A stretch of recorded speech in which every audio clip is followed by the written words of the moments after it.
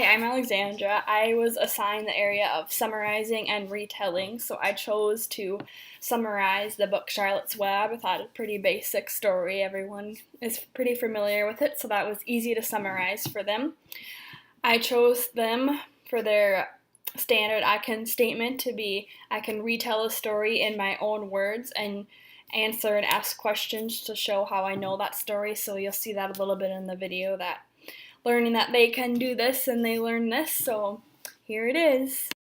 Alright, so today we're going to be talking about the book Charlotte's Web. You both read it, right? Yep. Mm-hmm. So, can somebody tell me what Charlotte's Web was about? Yes, Kelly. Spider and a pig. What about the spider and the pig? Spider. Oh, the pig wanted to be free and not at a farm. And this girl named Fern wanted the pig to stay home at the farm. Right, and then what happened to Wilbur at the end of the story? Do you remember?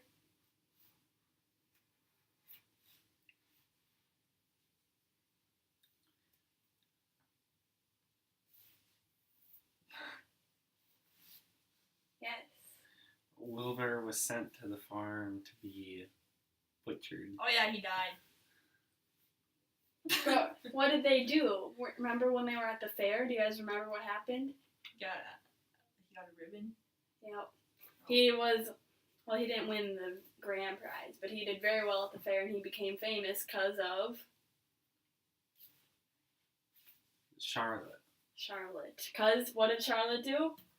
She made the words with her web. Right. So, that leads us right into what we're talking about today, because what you guys just did was you summarized Charlotte's Web. And summarizing is just telling something in your own words. We're retelling the story in our own words. So you guys just gave me a quick summary of Charlotte's Web. So now, we're going to talk about the steps of summarizing.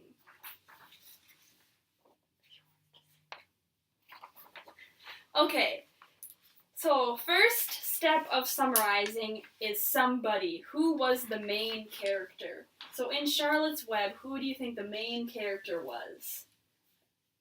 Yes. Wilbur the pig. Wilbur was there was a couple main characters, right? Mm-hmm. But Wilbur was probably the main one. So, what did Wilbur want? And then we can go with what did Wilbur want in the beginning of the story? Kelly. He didn't want to be at the farm. Right. So, then we go, so we have the main character, Wilbur. What did he want? Leave the farm. To leave the farm. So, what was the problem?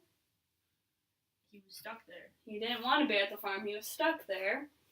And then, how did they solve that problem? Do we know? That's a little trickier question.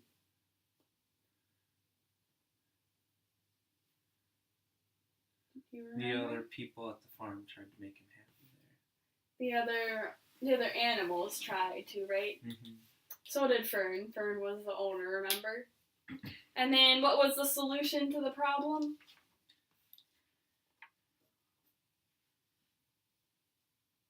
He got famous.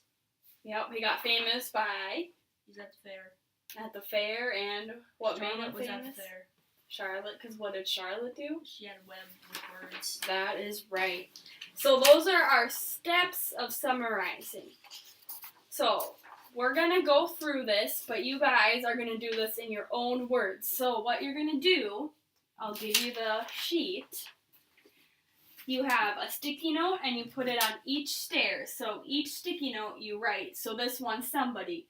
You write who was the main character. So you're going to write the main character. And then you're going to put each step in your own words. So for each one, you'll have a different sticky note.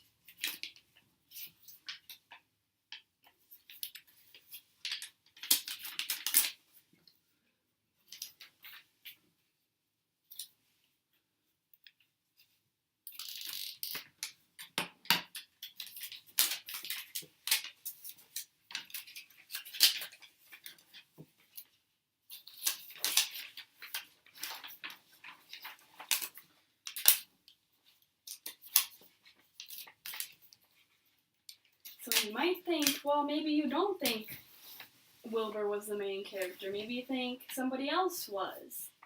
So you put what you think was the steps of the story.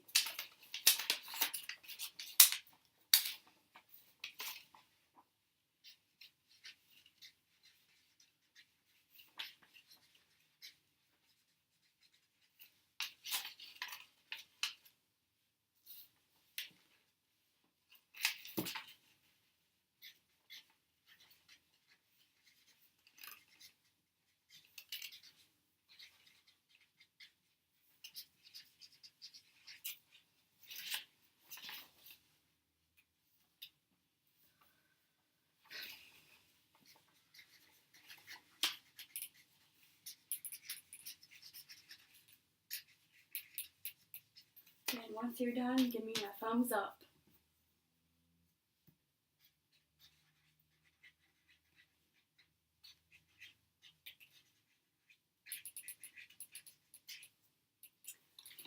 Okay.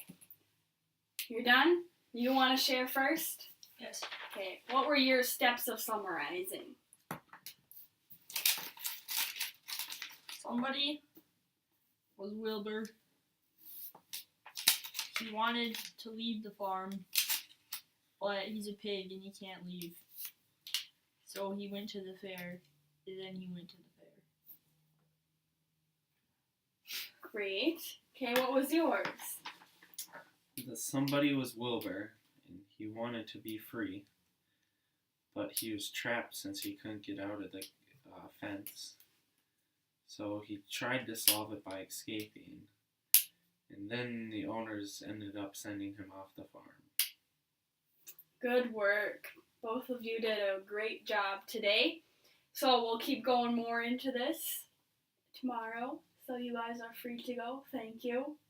Have a great day. Thank you, Miss Alexandra.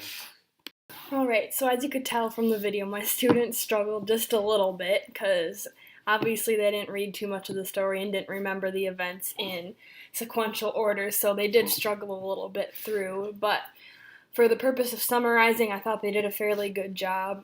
Although they didn't summarize basically the whole story, they kind of took little bits and pieces from different parts of the story, they still were able to summarize and put it in their own words, so I did formally assess them. They just gave a thumbs up if they learned something today, so I took that as a way that, yes, something got in their brain. They learned something today at least, whether it was just about the story or they did learn something about summarizing. So that's how I would assess my students, just by asking questions. You saw throughout the video, I kind of asked them a few questions about what they were doing. The thumbs up at the end, I thought those were both great ways to assess my students. And then to further extend this lesson on, I could either have them work together as in small groups and create an anchor chart for the key main events of the story, or two, to help them better summarize more effectively, I would have them summarize the first half of the book and then do a different one and summarize the second half of the book, so that way they can have a better idea of how the events in the story happened and what exactly was, to kind of break it up a little bit, maybe make it a little bit easier since they were struggling a little bit.